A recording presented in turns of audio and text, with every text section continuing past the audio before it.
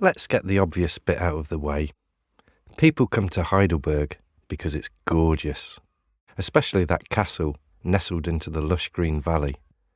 But when I look at the castle, I think of Mark Twain because it's the starting point to his essay, The Awful German Language, where he gets frustrated at the rules of grammar, the seemingly arbitrary gendering of nouns, and those long German words.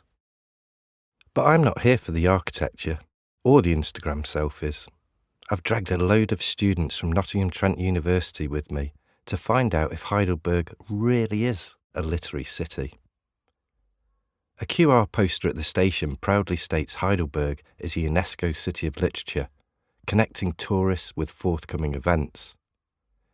Step outside the station and a giant pencil is immediately visible. It is a statement of artistic intent. The pencil is mightier than the sword. Close by is a glistening sculpture of a horse guarding the Print Media Academy. It's made up of stainless steel elements that represent parts of a printing press. Pegasus, the winged horse of Greek mythology, was ridden by all poets, and it is a nod to a diverse publishing scene.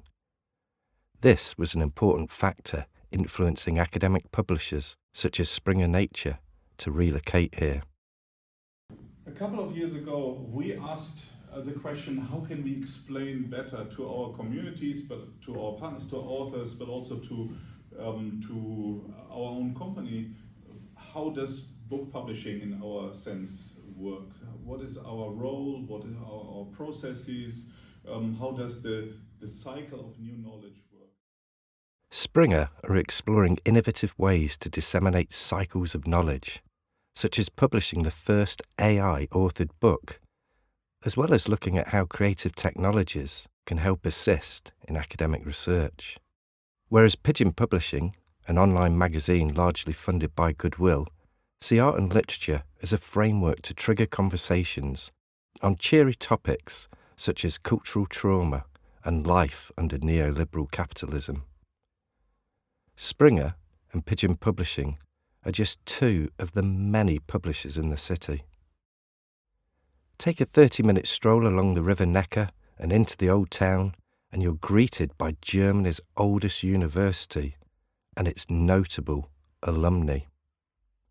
Heidelberg Library, founded in 1421, is the oldest existing public library in Germany. And on and on and on I could go. Heidelberg feels very much like a literary city, crammed with bookshops, free outdoor libraries, and spaces to think and talk. Cross the old bridge and pay homage to the Heidelberg Romantics by following their footsteps along the Philosopher's Walk, or philosophize the modern way by contemplating the human condition while waiting at the endless rows of traffic lights.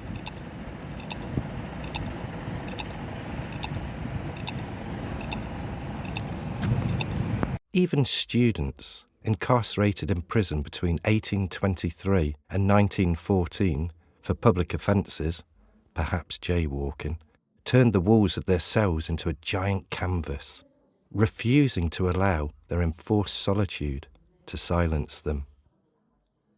This city lives and breathes literature at every corner.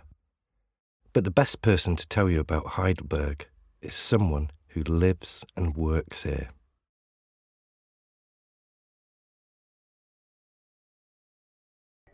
Hi Philip, thanks for talking to us. As you know, I'm from Nottingham. We're known as a city of rebels. Does Heidelberg have a kind of defining image that represents who it is?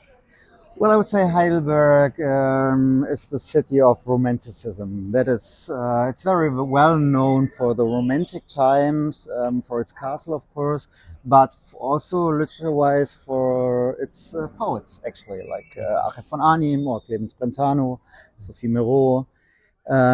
So actually, this is what people think about when they hear Heidelberg, I think. The romantic Heidelberg, the poems, the riverside, the castle. Yeah. Okay, thank you. And we're stood here in front of one of the many libraries and bookshops and publishers in Heidelberg, but how many publishers are here?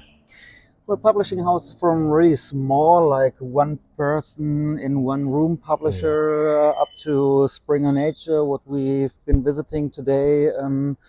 We have around 50 publishers, very varied, very specialized in sometimes.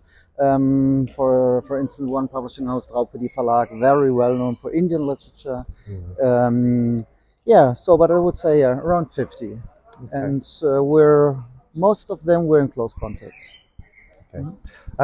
When Nottingham got the UNESCO status, it was fantastic.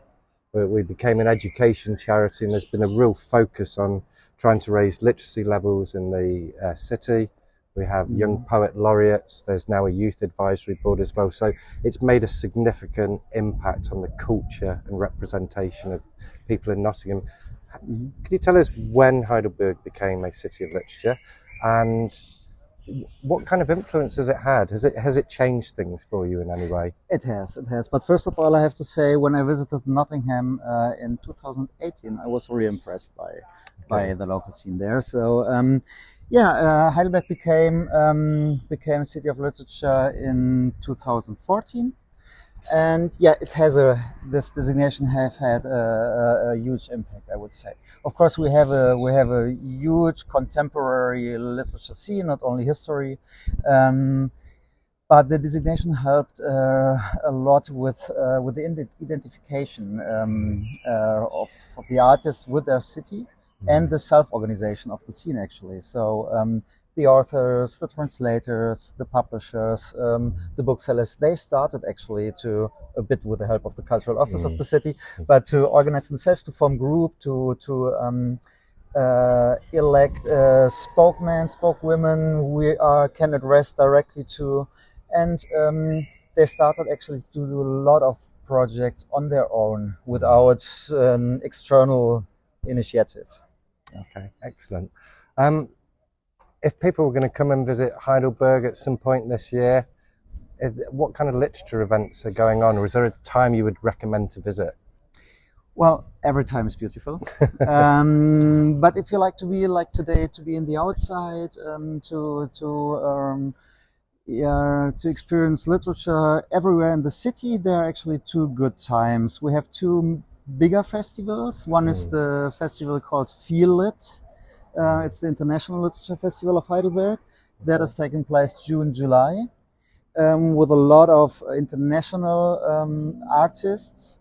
And the other time is early autumn. So after the summer holidays, actually, in second half of September, October, there we have the Literary Autumn Heidelberg, which is a really social engaged festival, always kind of topic referring to, and this is a festival that is taking place all over the city, more or less, in different places, and where especially the local scene is very engaged. Okay. And the most important thing of all, we're stood outside the library. I want to get a book out. Could you recommend a Heidelberg author or a book based on Heidelberg that I should read? There are several, of course. One nice thing, or one nice author who knows Heidelberg very much is Michael Buselmeier. But therefore you should read German, actually. But he accompanied the city and the history, the development of the city over decades in a very nice but critical way. Okay. We have also one author, Ralph Dudley. He's translated actually also into English, as far as I know, but a lot of other languages. He's a translator, a novel and writer, and a poet. Or also translated, and a bit of you get an idea of German history, because she's coming from Eastern Germany, grew up there, but now living for years here in Heidelberg is the author Anne Richter. Okay. And she wrote about that time, actually, and her books are also translated into English. Okay, brilliant. Right. Shall we get these books out? Yeah, let's have a look. Ich hab mein Herz in Heidelberg verloren, in einer lauen Sommernacht.